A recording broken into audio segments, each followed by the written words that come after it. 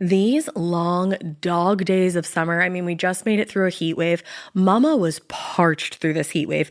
I was hitting up Dunkin' every single day, and I will continue to probably for the rest of my days, but especially this summer. Dunkin' is helping everyone stay cool this summer with its lineup of refreshers.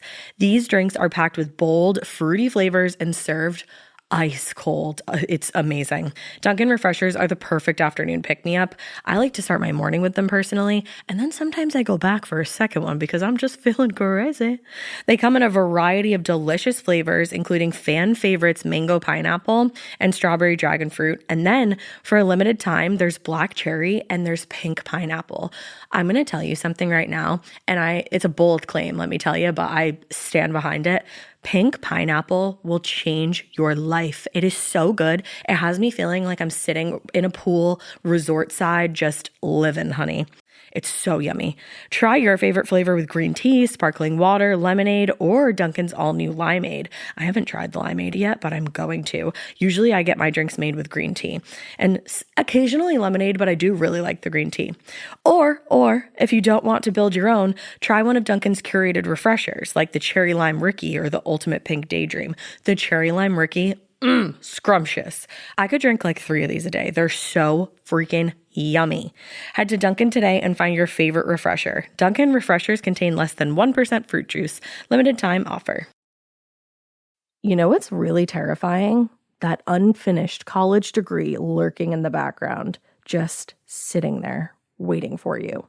That's where Southern New Hampshire University comes in. With flexible online degree programs, there's no commuting, no rigid schedule, and no more excuses. Plus, they have some of the lowest online tuition rates in the U.S. Visit snhu.edu/morbid to learn more before your degree becomes just another story about what could have been. Every good detective needs a partner to support them on important cases. Think of a State Farm agent like your sidekick, there to help you along the way in your search for coverage. State Farm can help you choose the coverage you need, whether it's for your home, car, boat, or even RV. With so many options, it's nice knowing you have help finding what fits for you so you can get back to solving all of life's bigger cases. Go to statefarm.com or use the award-winning app to connect with a local agent and get a quote. Like a good neighbor, State Farm is there. Hey, weirdos. I'm Elena. I'm Ash. And this is Morbid.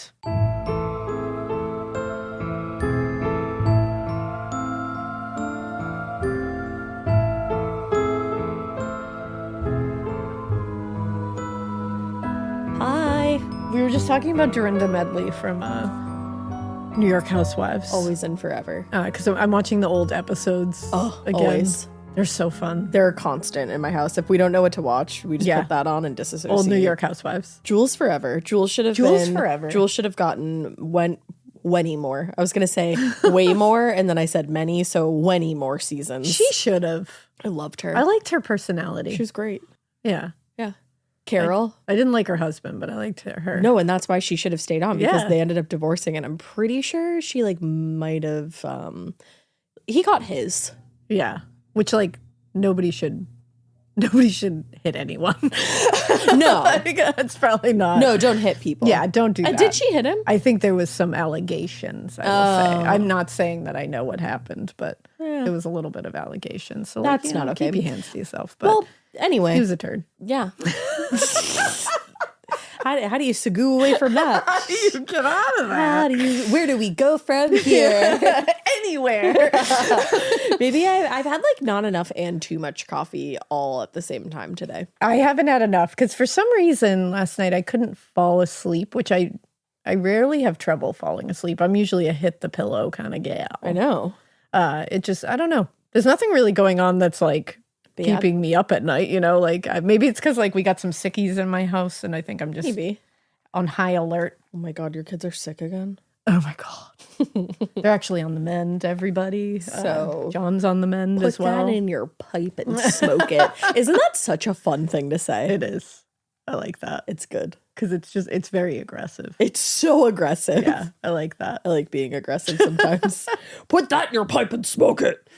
But yeah, everything's, things are here, Spring is springing in New England. It is. I'm about to plant a little bit. I'm my witchy class, we planted, we got to pick what flower we wanted to do. And we did like a little Ostara celebration. Oh, cute. And I planted a little moonflower and it's starting to bloom. Yeah. I love that. So what we did was we got like a little pot and we painted it. And then you put a little affirmation or like wish in the jar, in the pot, and you put the soil over it and then you planted it. So like I like that. It's like as the flower grows, like your wish is growing. Oh, I really dig that. Yeah, my wish is growing, everyone. I dig that a lot. Do you know what flower Sabrina picked? She might have picked a moonflower. I feel like she would have. I feel like that's very Yeah, Sabrina. me and my girlie Sabrina from Two Girls, One Ghost are taking the class together. Go listen to Two Girls, One Ghost, too. They're Obviously. awesome. They're really great. What are you doing if you're not listening to Two Girls, One Ghost? You got to go listen to them. Don't be an idiot. They're a great podcast and great ladies. Put Two Girls, One Ghost in your pipe and smoke it. There you go. I like that. Aggressively supporting our friends. Aggressively. I think I'm tired. You're like, I don't know if I've mentioned this, but Did I say that already? No, you just said you didn't have enough caffeine, but too much all at once. That's what I said. So that was different. Yeah. I don't think we have a whole lot more business to attend to. I can't really think of anything. And I'm trying to think of any fun life updates that some people will like to hear. But what's going on? I know there's some people that are like, just get to the fucking case. Yeah, I don't really have. And I get it. I don't really have much life going on right now. It's really only if I have exciting things, I like to say it. But it's like we said spring was coming, but it's also sort of that weird transitional period. Yeah. So it's like spring is coming, but also it's fucking cold, so you can't do much yet. Yeah, but it's not super cold. It's like that we're getting into that place where we're in the 50s now, which is New England summer, and that's true. So everybody's wearing shorts and t-shirts. Not me. That's everyone too cold for me. You go outside and it's shorts and t-shirts. Oh, everywhere. Drew is fully in his shorts mode, which is fun. So we're almost there. Yeah. We are going to cover. This is going to be a two-parter because it's a little intense and there's a lot. This is somebody who kind of got like swept under the wave of serial killers that were in the Los Angeles, that area, San Francisco, that kind of area in California in the 60s and 70s. Kind of like what you were saying when we talked about Herbert Mullin. Exactly. I'm kind of hitting that wave of these killers, and a lot of them got swept under each other because there were other bigger ones, I guess, like bigger, victim counts or like more. For some reason, some got more like coverage than others, which is a little wild to me because they're all awful. Equally gnarly. It's just what the media wants to put out. It's very strange. Like you just don't know what people latch onto in the media. But we are going to cover David Carpenter, the Trailside Killer. Oh. We have covered other quote unquote Trailside Killers. This is not the same. So don't worry. But even I looked at it and I was like, we've covered somebody who would like do this on like trails. But I think we briefly talked about we him on Crime Countdown. Exactly, which sometimes throws me off. Yeah. But David Carpenter is really rough. Trigger warning, he is like a sexual sadist. He sucks. He sucks a lot. And we're going to be talking about like some rough stuff. So just so you know. But again, we're going to break it into two parts. A little more palatable. So you can kind of just like, absorb all the information in small doses. So again, we're talking about the 60s and 70s, from Los Angeles to San Francisco. At this point, Californians were literally terrorized. Yeah. Like I was saying, by multiple killers. We're talking about the Zodiac Killer, the Hillside Stranglers, Herbert Mullin, Ed Kemper. All of them were in different parts, but like near each other around the same time. Mm-hmm. And the decade between the 60s and 70s definitely ended with a lot of these killers either just disappearing, Zodiac, or being apprehended. But the terror and the near constant threat of violence and murder was kind of just simply moving north at this point. So David Carpenter terrorized Point Reyes in Santa Cruz County for a decade, which is where Santa Cruz is where Herbert Mullin was also hanging out a lot. Right. He assaulted, he kidnapped, and he killed at least 8 people, and he was suspected of more. Wow. Yeah. Now, who is David Carpenter? Tell me. Because unfortunately, we got to know who this dumb fuck is. Ugh. So David Joseph Carpenter was born May 6, 1930 in San Francisco. He was born to Elwood and Frances Carpenter. Elwood? Elwood, yeah. Close. Both of them suck. So I'm just going to say that right up front. Don't get attached to either of them. I won't. They were a postal worker and a homemaker. By his own accounts, his early life was quote unquote hellish, due in large part, according to him, by what he described as his mother's quote, unloving, inflexible, and exceedingly domineering stance. Damn. According to Carpenter himself, his unhappy home life and constant fighting between his parents led his father to move out for a year while David was 14 years old, leaving David and his sister Anne alone with his mother. That's a rough time for your dad to move out. I mean, it's always a pretty rough time for your dad to move out. I feel that. But like, at 14. I feel like that would be rough no matter what.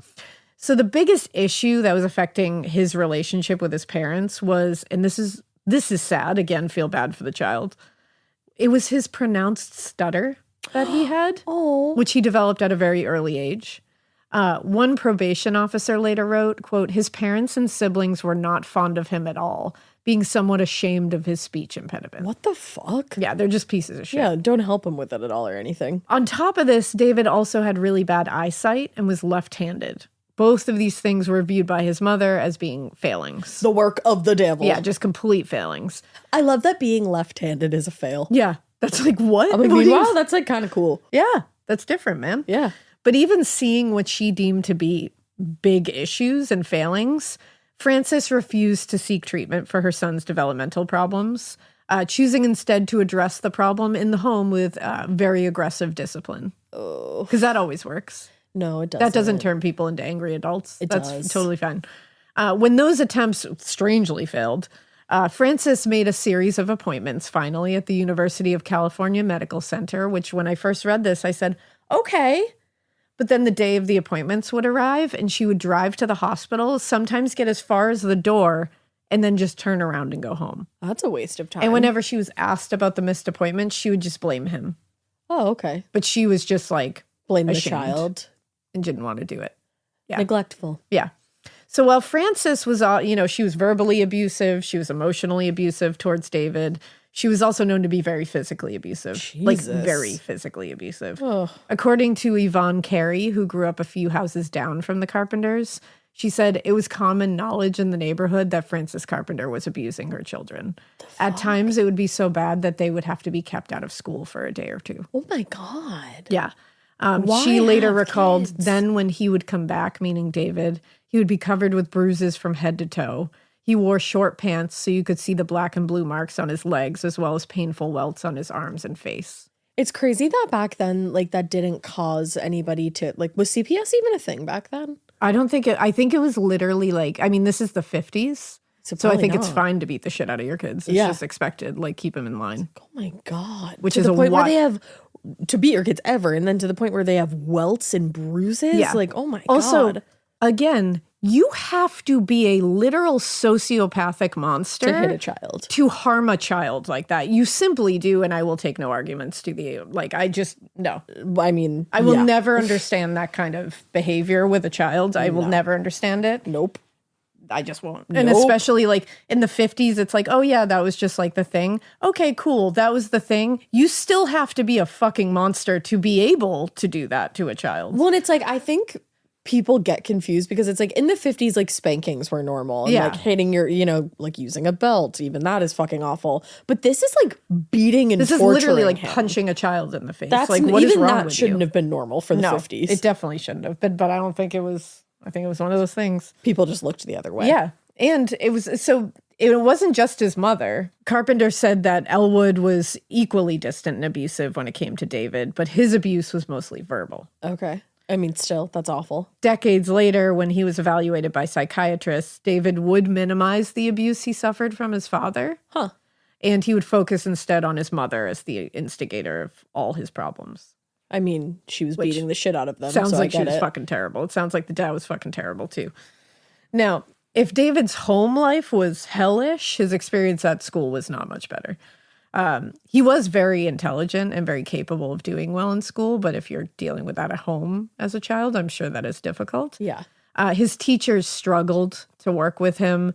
They said he was largely disengaged, which of course he was. One teacher said, I tried and tried and I just couldn't get through to him. That's sad. David's stutter and his poor social skills made him a frequent target for bullying, and he endured years of physical and emotional torment from his peers.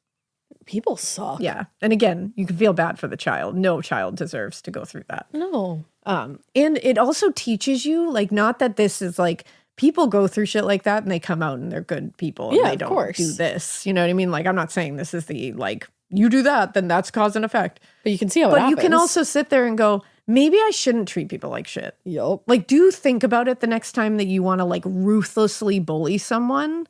Because this guy, like, if they are slightly unstable, if there's something slightly off chemically, then you have just lit the match. Yep. And it's like, just don't treat people like shit.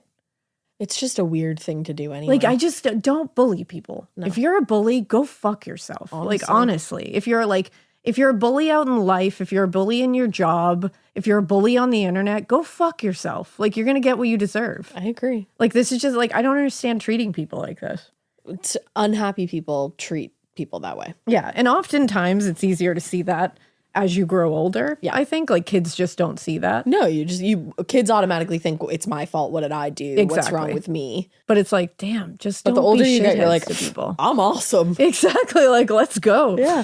So in one evaluation written by Dr. Ralph Allison, a psychiatrist, he wrote, at school, he was always made fun of because of the stammer and inability to get answers out, even though he was brighter than most children in the school.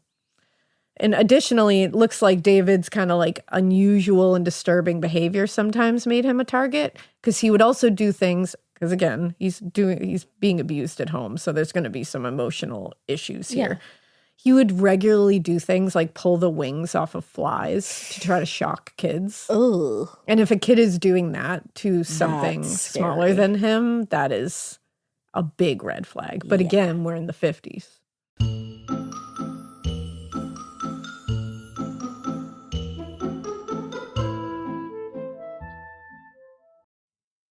This is a paid ad by BetterHelp. I happen to be somebody that struggles with people pleasing. So a lot of times I will build things up and up and up and up and up and then kind of get to the point where I'm like, I need to let this out to this person. Even in 2026, that stigma and just stigma in general can get in the way of a lot of things, like getting support for your mental health. Maybe you've encouraged friends to consider therapy while avoiding taking that first step yourself because you're busy. You're worried about what other people might think, or telling yourself that you should handle this all alone. But therapy with BetterHelp, the world's largest online therapy platform, can be a space to slow down and talk through what's been building before it feels unmanageable. Just take a short questionnaire to identify your needs and preferences, and BetterHelp will handle the initial therapist matching work for you. Their industry-leading match rate means BetterHelp typically gets it right the first time. Feel confident knowing BetterHelp therapists work according to a strict code of conduct and are fully qualified. Don't let hesitation hold you back. Find support with BetterHelp. Sign up and get 10% off at betterhelp.com/morbid. That's BetterHelp, HELP.com/morbid. Every good detective needs a partner to support them on important cases. Think of a State Farm agent like your sidekick, there to help you along the way in your search for coverage. State Farm can help you choose the coverage you need, whether it's for your home, car, boat, or even RV.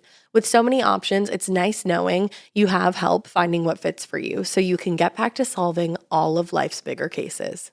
Go to statefarm.com or use the award-winning app to connect with a local agent and get a quote. Like a good neighbor, State Farm is there.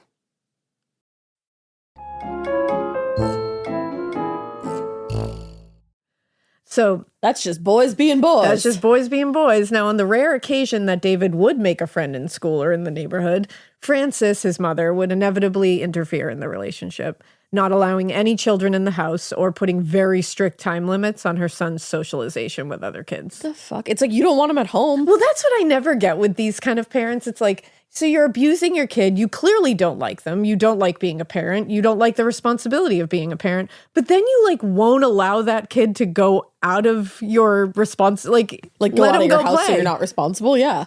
But instead, that It's to a me control shows thing. that you're a monster. Yeah. That just likes hurting this child. Yeah, absolutely. Like, it's not that you are not capable of being it's like you are just You're getting enjoyment out of you are this. evil. Yep. And you just enjoy hurting something smaller than you. And Yep. it's like, and you should be fucking locked up.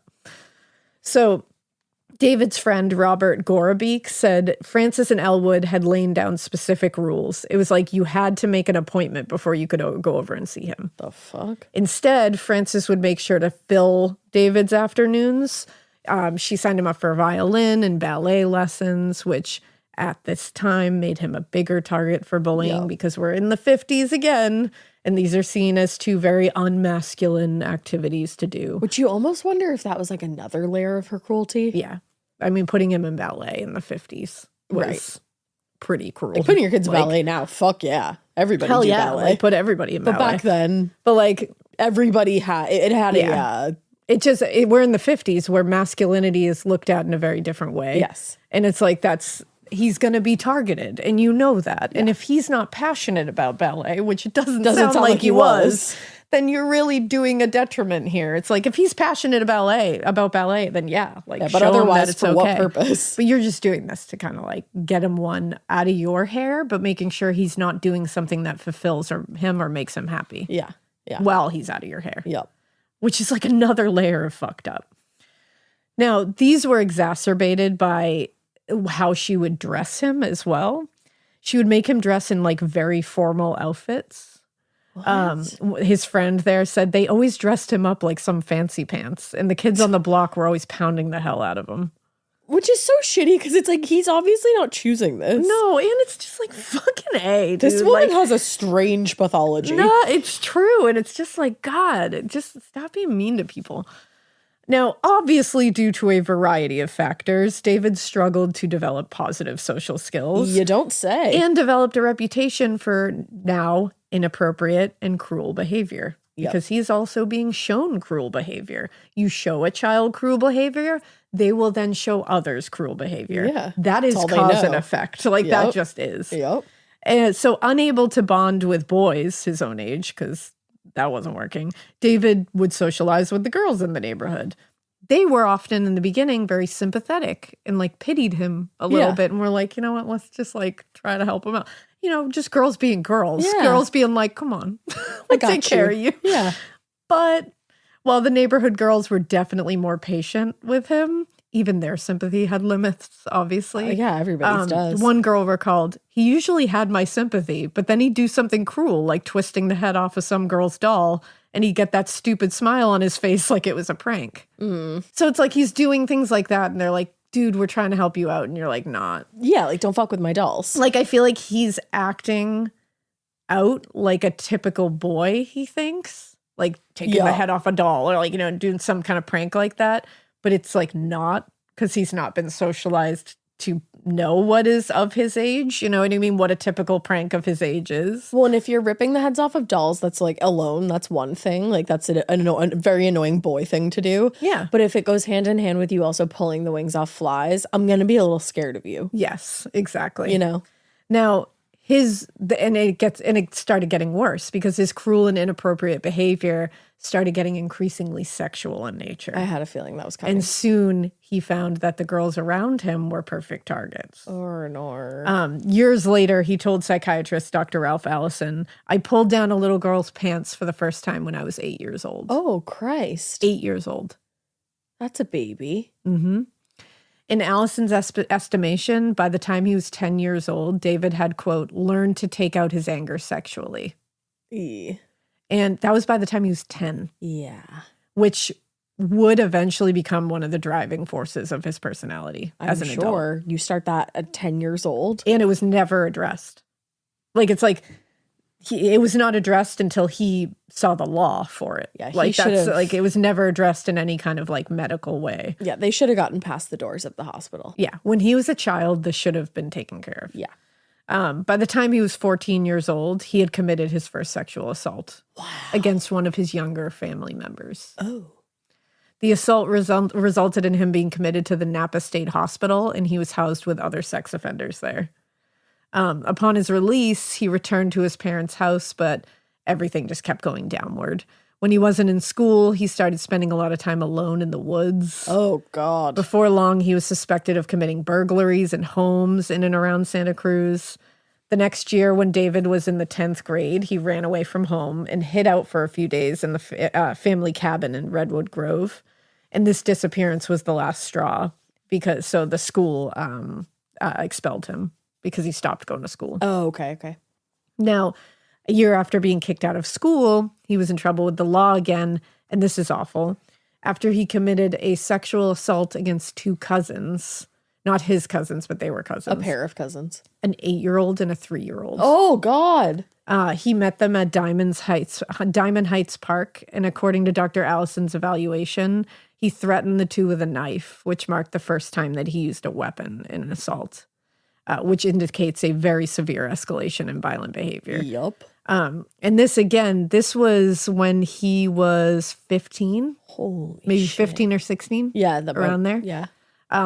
He was quickly arrested for the assault and sentenced to the California Youth Authority at Preston. Do you remember that name? We covered the Preston School, right? Yeah, Preston School of Industry. Oh. Yeah, go back to that episode. Where he was held until his 18th birthday. Oh, fuck. After he turned 18, he was transferred to Napa State Hospital for observation, and after 90 days, he was determined no longer a threat. I don't know about that. This is a story of many failures. It usually is. He could have been stopped many times. And no one had to die. incarcerated. Yeah. No one had to die here. I At all. fucking hate that. Now, looking back, his juvenile record, which contained a number of incidents that, if we looked at now in 2025, they would be the most giant red flags. Right.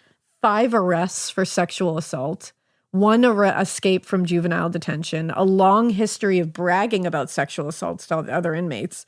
All of that would now be looked at as like, oh no, this is going to escalate. Yeah, in a like big let's way. keep him locked up. And his personal history included several experiences and characteristics that are now associated with antisocial personalities and serial murders in particular, including a history of bedwetting and cruelty to animals.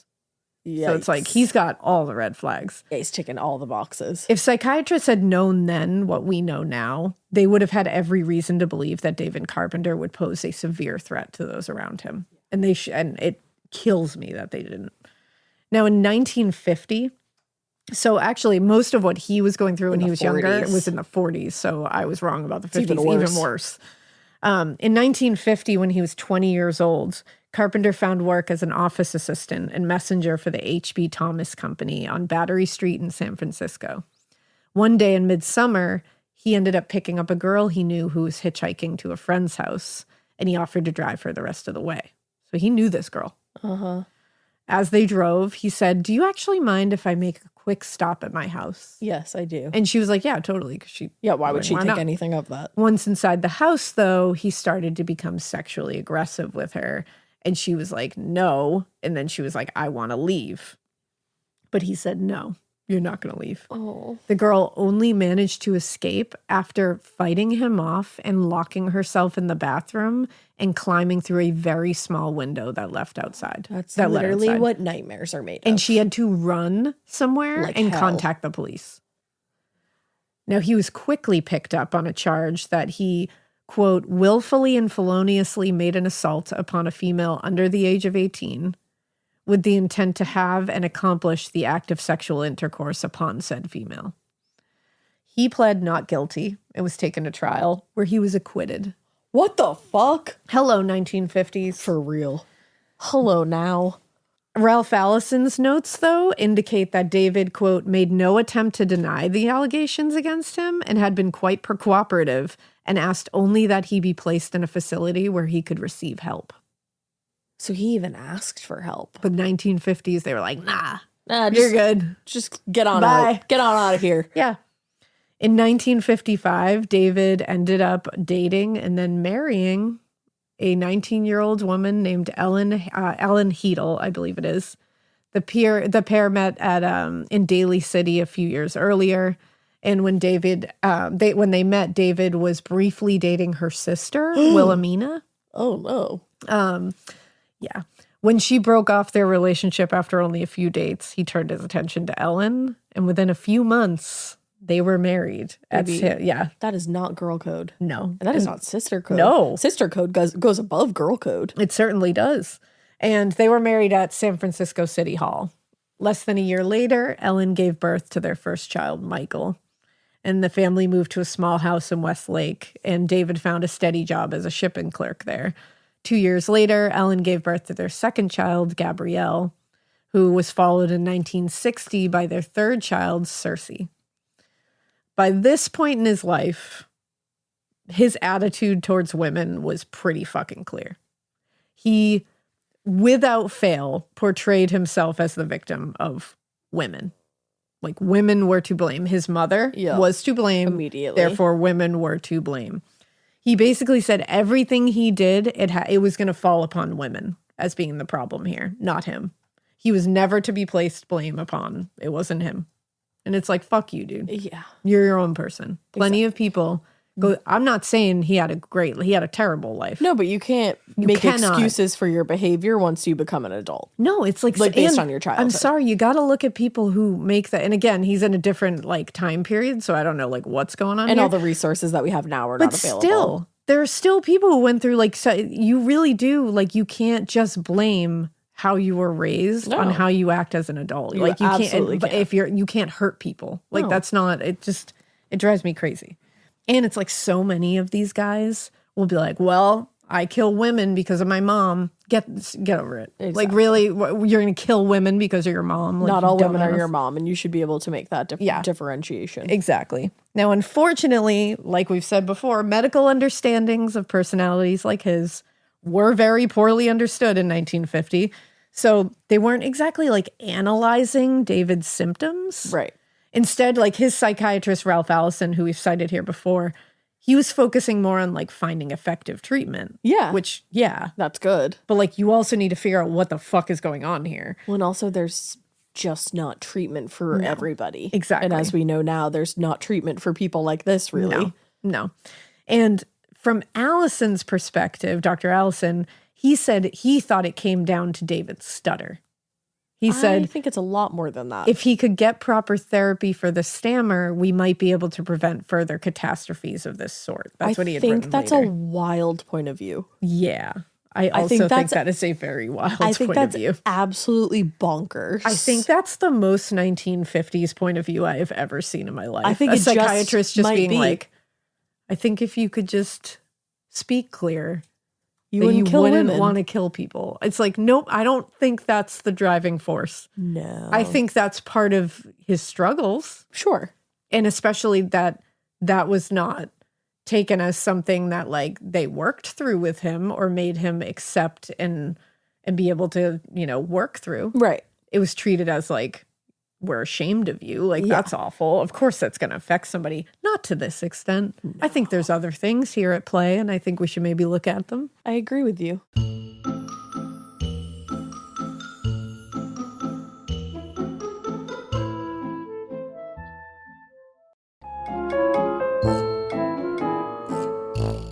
Between the responsibilities of his new job and now his growing family, he was feeling like he was under a lot of pressure, which left him with a lot of rage. Oh, goody. Because this is not a man who can handle even the slightest inconvenience in his life. The only thing that seemed to keep his anger in check, according to Ellen, his wife at the time, was his need to have sex at least 3 times per night. Oh, honey. Your face. I'm not laughing at this. No, she's laughing at my reaction. Ash's face. Never. Yeah, I was like, whoa. That's wild. And it's like, fucking poor Ellen. She has 3 children. Has 3 children, and she's dealing with this fucking man-child who is like abusive, uncontrollably angry, and I just like wonder what he presented to her. I know. You know? To get him to marry her. Right. You know what I mean? Like, it is so weird how we hear about these men who have these awful childhoods and they have a lot of issues with girls and women. And then they find one woman who they are able to woo. Yeah. You know? And I think it's because they see that there's an end result where they can have the control they want. So they're put the charm cunning on. enough to know that they have to put some effort in the beginning to, like the means justify the end. Yes. Kind of thing. Yeah. And vice versa. So I think it's like, but the mask falls. That feels like it was probably the scenario, and I feel so badly for Ellen because like it sounds like she was just completely entrapped in this. Well, and remember, this wasn't a time where she could even seek a divorce. Exactly. That's the other thing. Or Keep have it in her own mind. credit and card. she's got 3 kids now.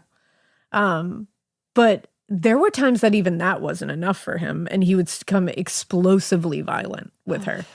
And then he would claim to have no recollection of it.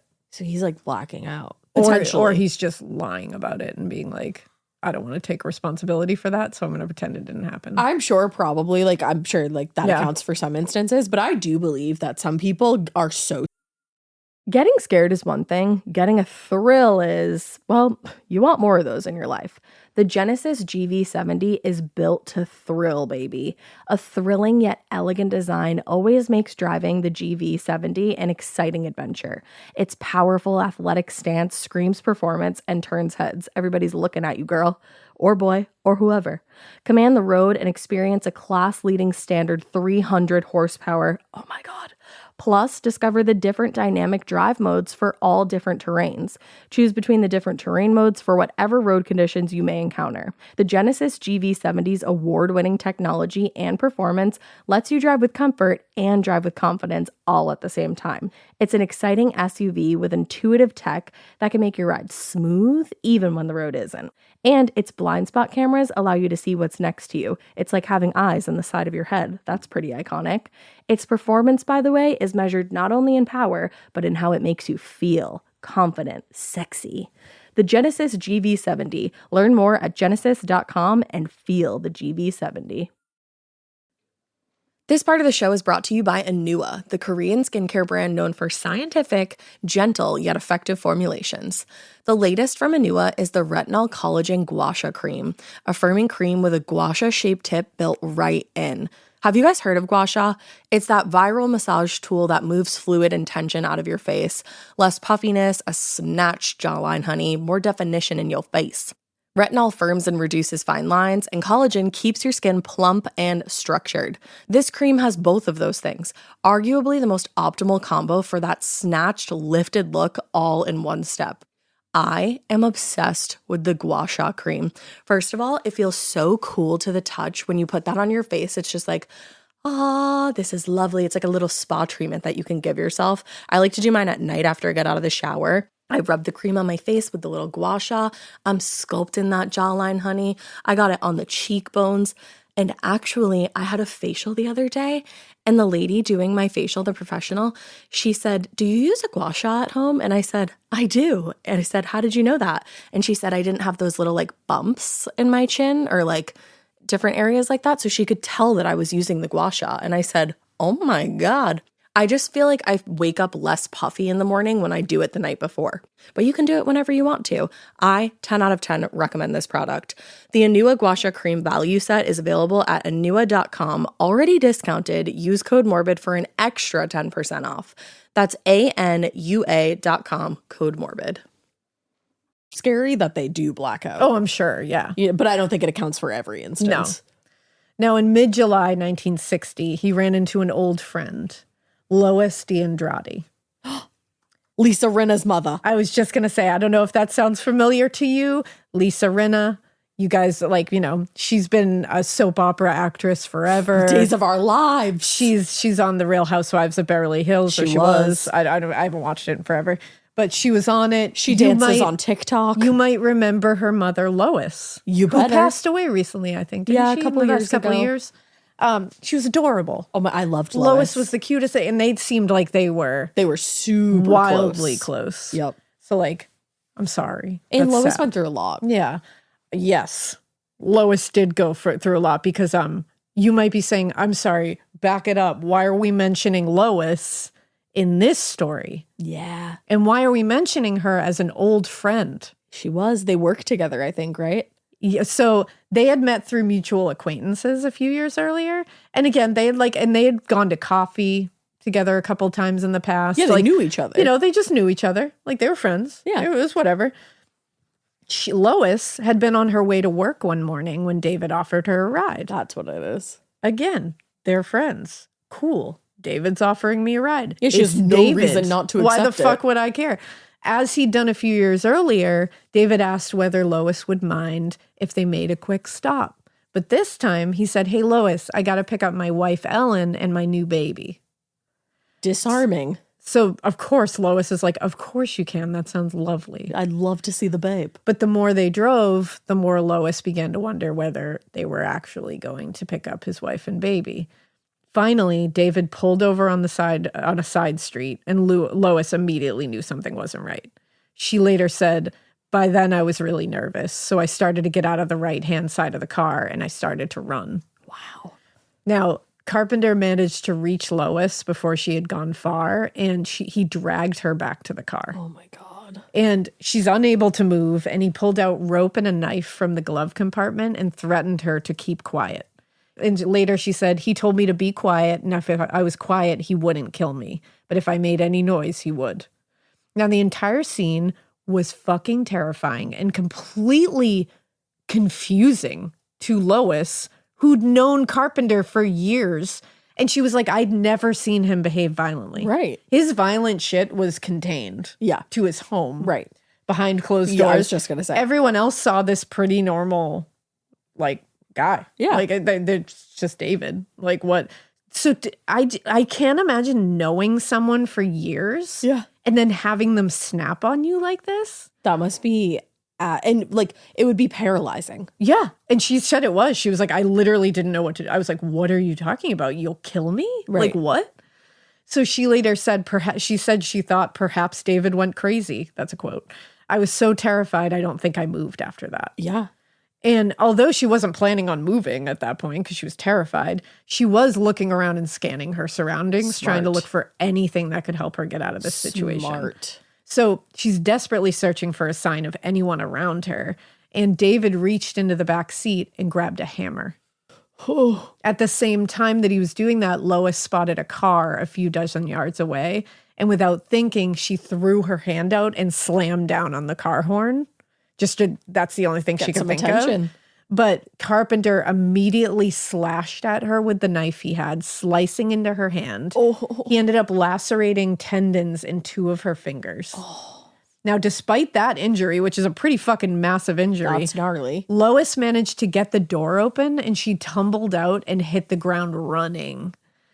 David Carpenter got out and fucking chased her at full speed. Oh my God. This must have been horrifying. Absolutely. He caught up with her. Again. And he's right behind her, running after her. And With a he hammer. raised the hammer to hit her in the head.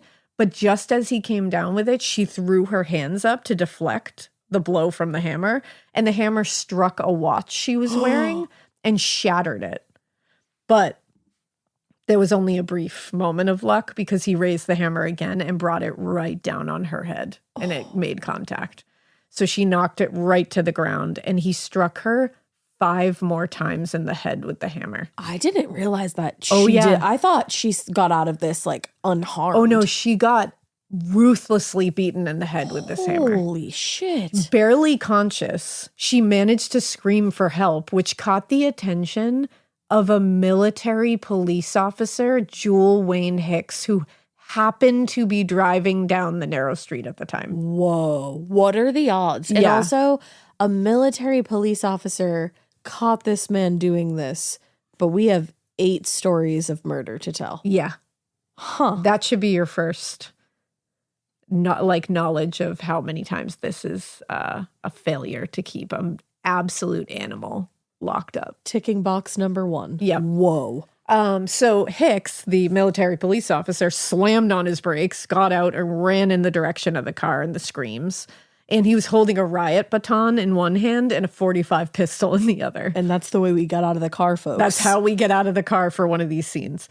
At first, he couldn't see the 2 people on the ground since there was a car door in the way. Right. But he could hear the sounds, and he said he immediately knew what was happening. By the time he made it to the car, Carpenter was on top of Lois, still hitting her with the hammer. Jesus. And Hicks said, even when he saw me coming down the hill, he kept hitting her.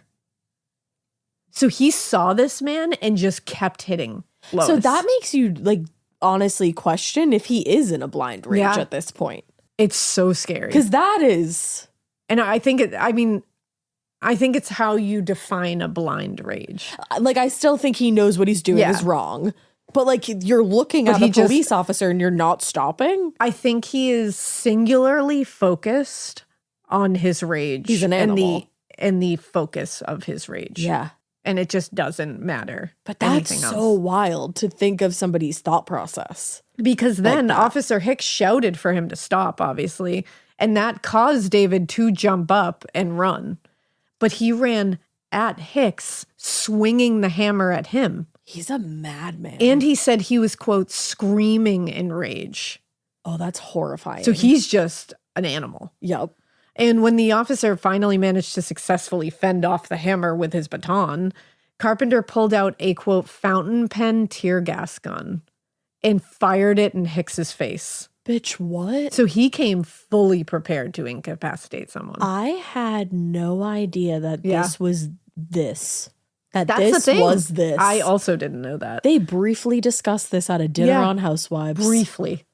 Over sushi, I believe. Yeah. Holy fuck. The gun produced a large plume of smoke, which confused Hicks momentarily, but he wasn't quite sure what happened. He just got hit in the face with this tear gas pen. Which is nothing new for a military police officer. And he said he recognized the sound of a gunshot. Oh, fuck. And instinctively raised his pistol and fired in the direction of where Carpenter was. And Hicks didn't know where he was at the time, but he still managed to hit Carpenter twice. Hey-o. Once in the abdomen and once in the leg, which knocked him off his feet and caused him to shout that he surrendered. So he got shot twice. And surrendered. Hello? Now I want to be good. So when you guys hear this, that he was on top of this woman, hitting her in the head with a hammer repeatedly, what would you say is the end result that he was probably looking for by doing that? Either rape or murder. Both, I would say. You don't hit someone 5 times in the head with a hammer and not assume that they're going to die. Yep. He was trying to murder her. Yep. 100%. Yeah, definitely murder. I was just questioning. He was. I'm sure rape. he was also going to do that. But this is a murder that he failed at. Yep. This isn't assault. No, this is attempted murder. This is a murder that he failed to commit. And you guys know how we feel about attempted murder. So with Carpenter incapacitated, Hicks went back to his car and radioed for backup, which arrived very quickly. Lois was taken to the hospital. She was treated for a fractured skull, which was broken in 2 places. Her skull was shattered in 2 places. It's remarkable that she survived this. Yeah. And she also had severe lacerations on her hands and face after multiple surgeries, during which metal plates were placed in her skull and tendons were grafted in 2 fingers, and nearly 2 months of hospitalization. She recovered. Unreal. But she never regained full use of those fingers. Oh. In her statement to police, Lois detailed what happened from the moment Carpenter picked her up, including that he had told her, quote, "I have a sex quirk," just moments before attacking her. A quirk? A quirk. Babe, that's not a kink. Like a quirk? David Carpenter was taken to Letterman General Hospital, where surgeons removed the 2 bullets from his body. Unfortunately, before he was cuffed to a bed. And he recovered there before being transferred to San Quentin like a little over a week later, I think it was, to await his hearing. Okay. This, it turned out, would take much longer than expected because due to his injuries and his claims of mental illness, it was going to go a lot longer than just like charge him, let's go. Blah, blah, blah. In the 2 months that followed, he was evaluated twice by psychiatrists before finally being indicted on September 22nd, where a grand jury returned 4 counts of assault that, if convicted, would have put him in jail for 30 years. Question Which, mark? like, cool. Cool 30 years, but like, where's the attempted murder? Assault. Yeah. Where's the attempted murder charge? Right. Like, are we really pretending that he wasn't trying to kill her? He fractured her skull in 2 places and hit her over 5 times with a hammer. And sliced her hands open. Like, he attacked her with a knife and a hammer. Yeah. Are we all okay? At his arraignment in October, Carpenter pled not guilty, and his lawyer indicated their intent to plead insanity as a defense. But you already got evaluated. Yeah. It's Instead, not gonna work. just as they were preparing to go to trial, He accepted a plea deal from the prosecution and pled guilty to 1 count of assault with a deadly weapon. I'll say, I understand plea deals for certain things. They piss me off, but I get them. This? Yeah, I don't see this one. I feel like they would have got him on all those 4 counts. Well, and Judge Oliver Carter wasn't certain he would accept the deal. And instead, I don't blame him. He ordered Carpenter to a 90-day hold in federal prison where he was going to be examined thoroughly by psychiatrists. And on March 9th, 1961, Carpenter was back in front of a judge after having been evaluated many times at San Quentin. And after reading the reports, which diagnosed Carpenter as a sociopathic personality, the judge deemed David a, quote, personality who should be locked away in the interests of society. That's completely correct. Thank you, sir. Given the brutality of the attack and his past offenses, he sentenced him to 14 years in federal prison. Okay, like I wish it was the full 30, though. Yeah.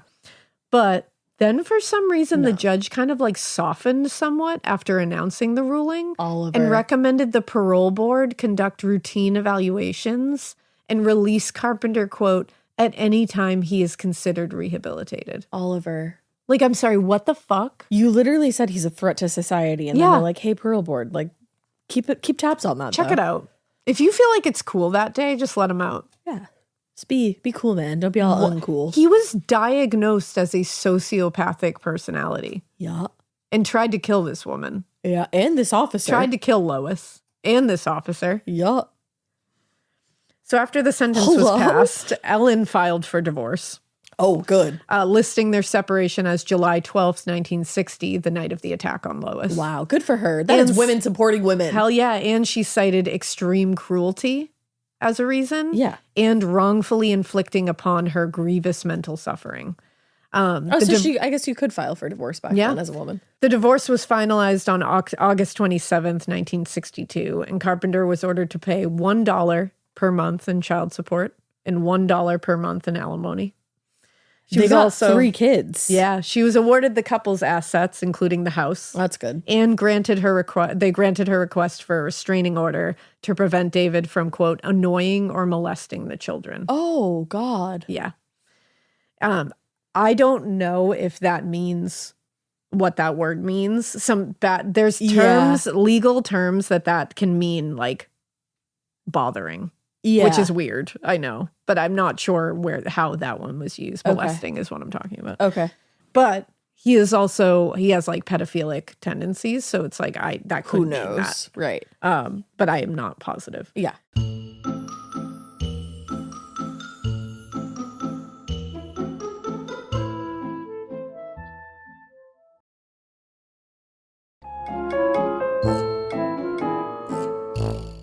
Now, in the meantime, David was sent to McNeil Island Correctional Facility and began serving his sentence on April 12th, 1961.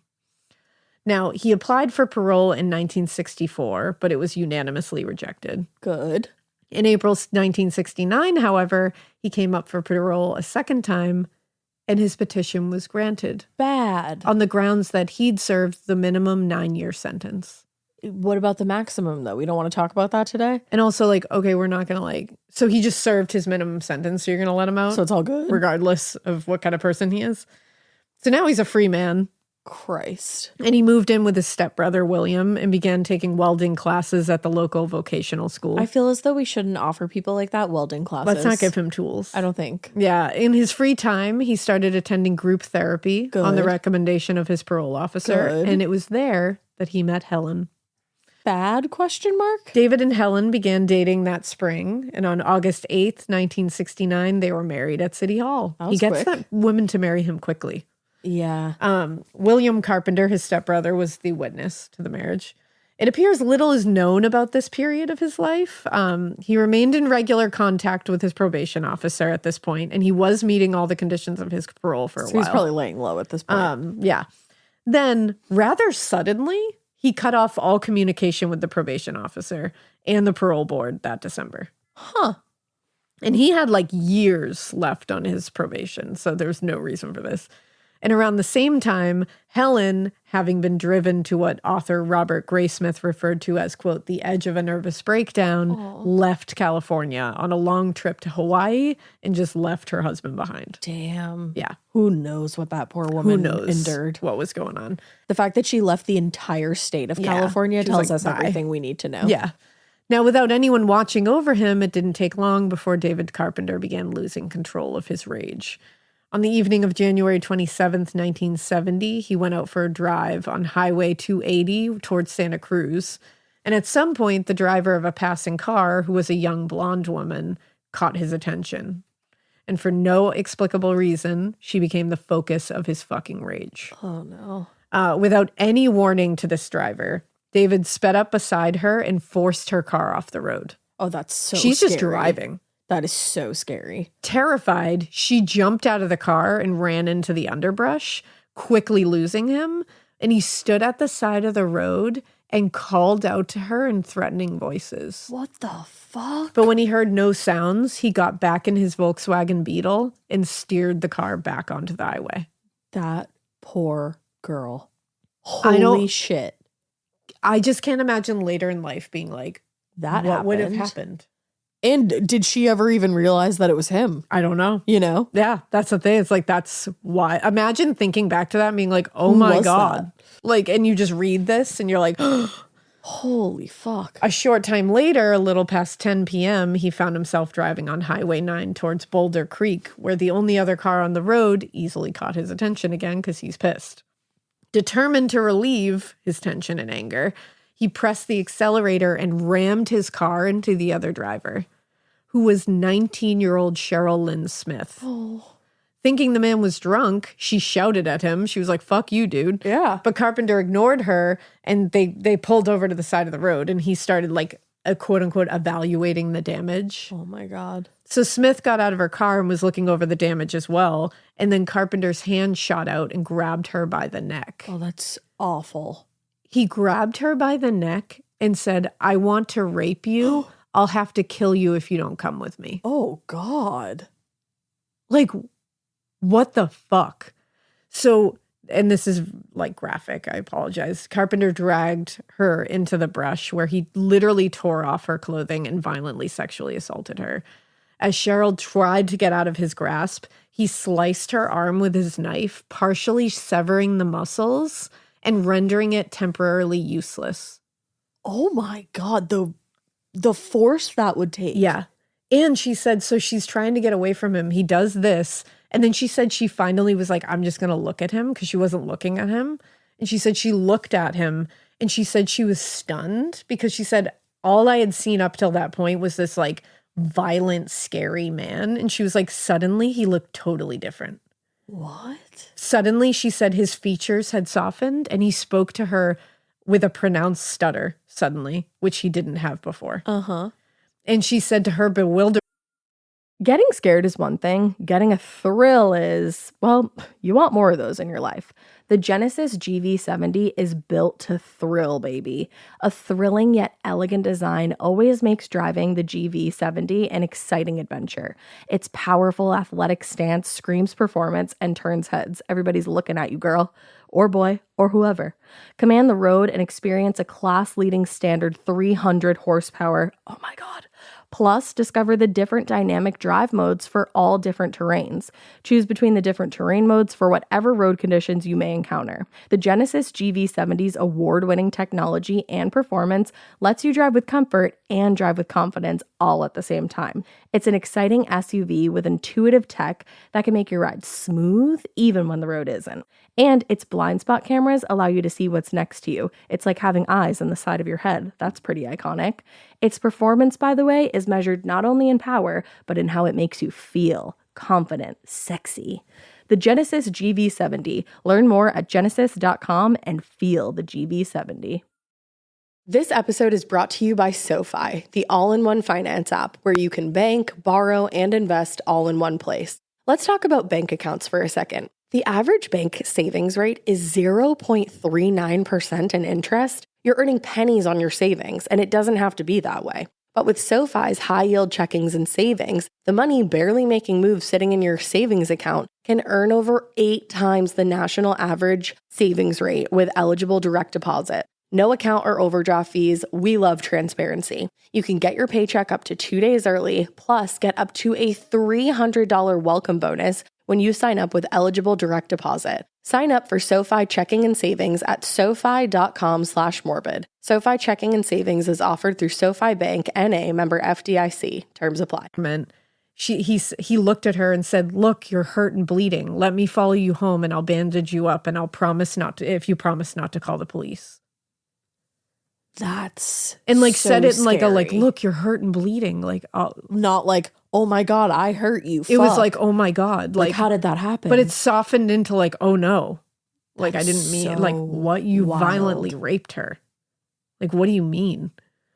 And Cheryl was like, "No, I'm good." Like, it's then good. She managed to get back to her own car and drove away. And he just let her. Oh, that poor girl. But 19 years old. But as she's driving home, she notices that he's driving behind her. Oh no. And he was keeping distance, but he was behind her. And so she saw a large hotel in the distance. So she drove in the direction of what she was hoping would be help. And he was driving behind her the entire way. So she gets into the very well-lit parking lot and he sped off. So he was planning on following her right to her house. Yep. But she managed to write down his license plate. Smart. She immediately reported the attack to police and gave them the license plate number. And she described her attacker as white, 30 to 35 years of age, 5 feet 10 inches, 160 pounds, and brown hair. That same night, an anonymous caller reported witnessing what appeared to be a fender-bender accident on Highway 9, which is that. So later, it was discovered that Cheryl was the second woman that he had attacked that day. The first was a woman named Wilma Joyce. Now, this isn't the blonde woman who ran away from him. This is another one. Oh, so they think it's 2. Really, it was 3. Yeah. So far. Yeah. That afternoon, Joyce had returned home from a shopping trip to find Carpenter waiting in her house with a shotgun. Nope. Yeah. Walked in from shopping to him sitting in her home with a shotgun. Do you know that's one of my biggest fears? That is the scariest thing I've ever heard. Oh, fuck. That's literally horror movie shit. That is horror movie shit. And he forced her to leave with him in her car, and the two drove for a short time before he sexually assaulted her and then let her out of the car. What? This is awful, too. In the days after that, he kidnapped and assaulted 2 other women, one of whom had a toddler in the car with her. Oh. And stole a car from a third woman. Why was he not stopped? This is crazy. Yeah. When they were interviewed by police, all the women identified David Carpenter as their attacker. They knew his name? Unanimously. They were able to identify him. Oh, okay. Now, Carpenter was arrested at a motel in Modesto on February 3rd, 1970, after a week-long manhunt conducted by the Santa Cruz County Sheriff's Department. And this is when he should be put away forever. Thank you. Because he has a violent past that he's now continuing. He has just assaulted numerous women. Numerous women after assaulting Lois, the police officer, and just dodging parole. Yeah. Yep. So at the time of his arrest, the district attorneys in Santa Cruz County and nearby Calaveras County filed charges against him for attempted rape, kidnapping, and assault. And because he had been on parole at the time with 4 years left on his sentence, he was placed in Calaveras County Jail pending a transfer to a prison where he could serve out the rest of his sentence. So he has now also violated parole. These are all huge charges. Massive. David was held at Calaveras County Jail for 2 months until he managed to escape on the night of April 26th.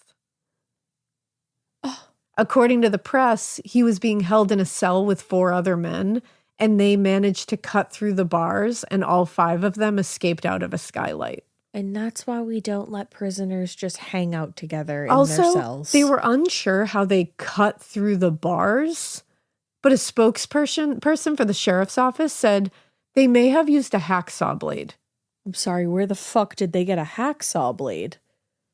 My question exactly. These violent prisoners had access to a Hacksaw blade. Just, oops, we forgot the hacksaw blade was in there. I'm a normal bitch. I Yeah. don't have access to a hacksaw blade. Yeah. I've never committed a violent crime. The fuck? And how would they, one, have a hacksaw blade, and two, have enough time to hacksaw through bars? Like, that's going to And all also make escape. some noise. No one was looking at them? No one was checking? I wonder if they like bribed a guard or something. Yeah. Now, the good news is all 5 of them were rounded up the following day. That's and good. while the other 4 were returned to jail to await their trials, David Carpenter was transferred to Soledad Prison. On July 17th, a grand jury in Santa Cruz indicted Carpenter for rape, attempted rape, kidnapping, and assault. District Attorney Peter Chang told the press, right now Carpenter is serving a minimum 5-year sentence. If we can make the aggravated kidnapping charge stick, the term will be increased to life. Let's go. Already serving a sentence of 1 to 25 years for the charges in Calaveras County on October 8th, Carpenter pleaded guilty to 1 count of rape and 1 count of armed robbery, and in exchange, he was given a sentence of 5 years. That's bullshit. They should be ashamed of this. Absolutely, they should. All these deaths are on their hands. 100%. Now, despite Peter Chang thinking that he would be able to lock him up for life, David would only spend 9 years at Soledad Prison until being paroled to a halfway house in late May 1979. You guys did this before, though. Yeah, you did it before and it didn't work out. He just failed. What? And just like the last time he was released out on parole way too soon, it didn't take long before he returned right back to his old habits. Yeah, I bet. Yep. Now, on May 21st, 1979, he was released on parole. And by that time, Helen had divorced him. And he was to remain on probation until 1982. So he was sent to live at Reality House West, which was a halfway house for federal prisoners transitioning back into society, which is not something he should have been. No. As part of his parole conditions, he was required to find a job. So he started taking classes at the vocational center and eventually began participating in courses in computer repair. Okay. Around this time, he also took up hiking around Santa Cruz. No. And developed a particular fondness for the trails on Mount Tamalpais, which I think they call it Mount Tam for short. Oh, I've heard of Mount Tam. Yeah.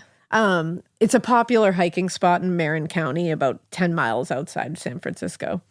At the foot of the mountain was a small community of renters, including John and Etta Kane. Now, on the morning of August 19th, 1979, Etta Kane was preparing for a 4-hour hike that the couple had planned to take together that afternoon. Unfortunately, John's arthritis was acting up that morning, so he was unable to take the hike with Etta. She was a very experienced hiker, so she just decided to go alone. Yeah. Several hours passed, and Etta had still not returned home. This caused John to be very anxious. His wife was very skilled, but it was getting dark. So he called the sheriff's department and reported it, and deputies were sent out immediately to look for Etta. Now, sheriff's deputies, along with a search and rescue team and packs of dogs, combed the mountain all night, but by dawn, they still hadn't found Etta, and her car was still in the parking lot where it had been all night. That's chilling. The only other car that John noticed in the parking lot that morning, other than the members of the search team, was a Volkswagen Beetle that had been there since the previous evening. Always a Volkswagen Beetle. Yep, and he drives one. Around 1:30 that afternoon, one of the dogs discovered Etta's body. It was a short distance off Rock Springs Trail. It's very chilling. She was in a kneeling position, and her body had fallen forward, face down, with a large bullet hole in the back of her head. Oh. Sergeant Rich Keaton said, when we finally came across Miss Kane's body, all items of personal nature of hers had been removed, with the exception of one sock. Oh. So she is nude, except for one sock in a kneeling position with her face down. That's awful. The discovery was shocking for about a million reasons, not the least of which was the fact that while sheriff's deputies had found many bodies on Mount Tam, to their knowledge, Etta was the first person to be murdered on the mountain. Right. That alone made the press immediately take notice and start reporting the story. Now, in interviews with those who'd been at the mountain that day, that Etta went missing, several people reported seeing a single man hiking around the same time Etta was. Lieutenant Robert Gadini told reporters, "We are by no means certain the man murdered Etta Kane, But investigators were just trying to come up with a composite sketch of this man from the witnesses' descriptions. Yeah. Otherwise, there was very little evidence that could point investigators towards any suspect. There were rumors, and they were rumors, that Etta had been having an affair with a younger man. So detectives did wonder whether he might have been involved or whether John might have killed her out of jealousy. That was like their initial thoughts. Yeah. They got to go to like that. Yeah, they have to. John Kane was quickly ruled out. That's good. But police shifted their attention to the younger man that Etta had allegedly been seeing. Although he denied seeing Etta that day, the man still couldn't account for his whereabouts, so detectives couldn't rule him out. A sergeant working the case later said, after Etta's death, John Kane just withered away without her and eventually died. Oh, that's so sad. As for the young man, he killed himself while we were investigating him. Oh, wow. That must have been so strange. Yeah, that's bizarre. Yeah. So that is where we're going to leave you in part 1. All right. But yeah, it's a lot, and it's going to keep going. That's a crazy lead up. Yeah. Wow. And he this is only the first murder. That's what I mean. We have 7 more. We had a full part 1 with 1 murder. Yeah, but his assaults are enough to. They're gnarly. His assaults are basically attempted murder. Yeah, they are. All of them. But yeah, he's a horrible, horrible human being. He like really very is. horrible. He really is. And he somehow gets worse. Well, with that being said, we hope you keep listening. And we hope you keep it weird. But not so weird that you don't tune in to part 2. Ooh.